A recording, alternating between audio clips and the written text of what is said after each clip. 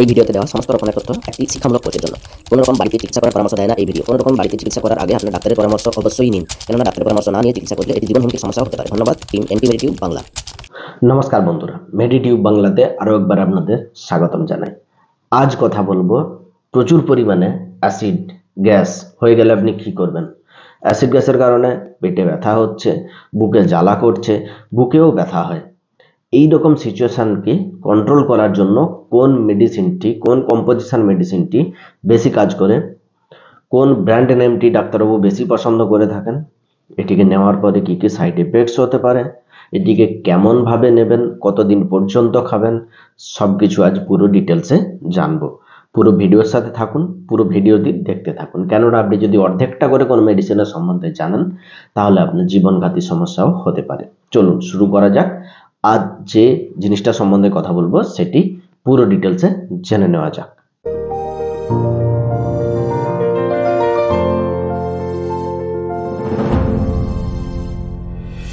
আজ কথা বলবো প্রচুর পরিমাণে অ্যাসিড বা গ্যাস হয়ে গেলে যখন পেটে ব্যথা হয় তখন সবথেকে ভালো মেডিসিনটি কোনটি ডাক্তারবাবু ইউজেস করে থাকেন, সেটির নাম হচ্ছে সোমপ্রাজ ডি।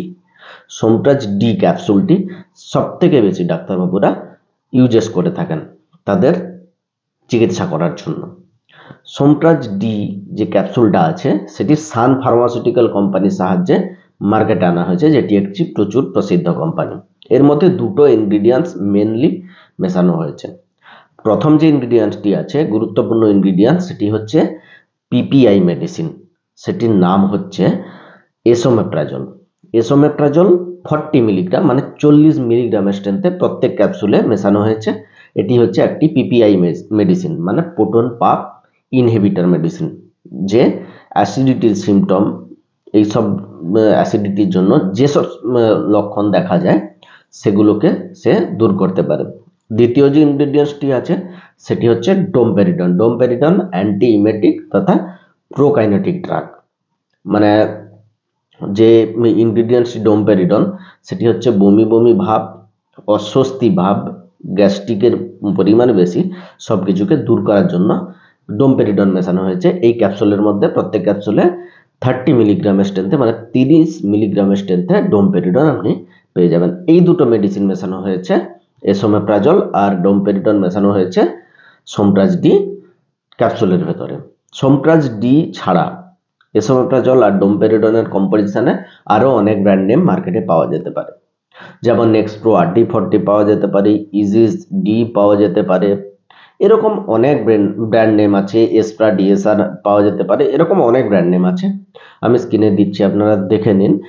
যে কোনো ব্র্যান্ড আপনি সস্তাতে পাবেন, সহজে পাবেন, আপনি নিতে পারেন, সবের কাজ একই হবে।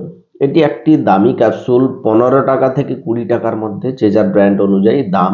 15 টাকা থেকে 20 টাকার মধ্যে প্রত্যেকটি ক্যাপসুল আপনি সহজেই ডাক্তারের প্রেসক্রিপশন মতো আপনি মেডিসিনের শপে পেয়ে যাবেন।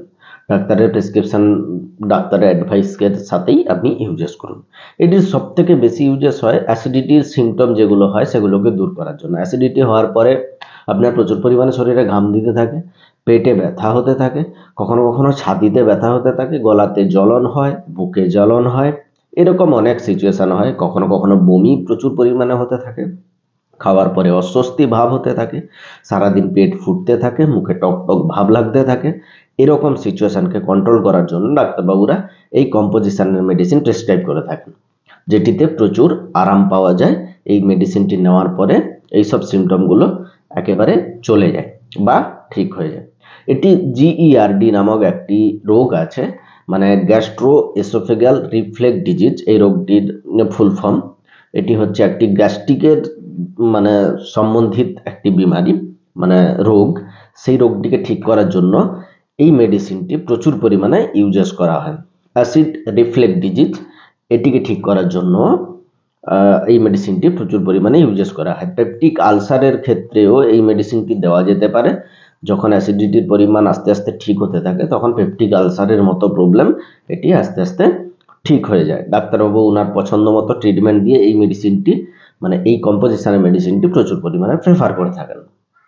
বন্ধুরা, এই মেডিসিনটির ইউজেস জানার পরে জানবো এর কি কি সাইড এফেক্ট হতে পারে, এটি নেওয়ার পরে সাইড এফেক্টস কি হতে পারে।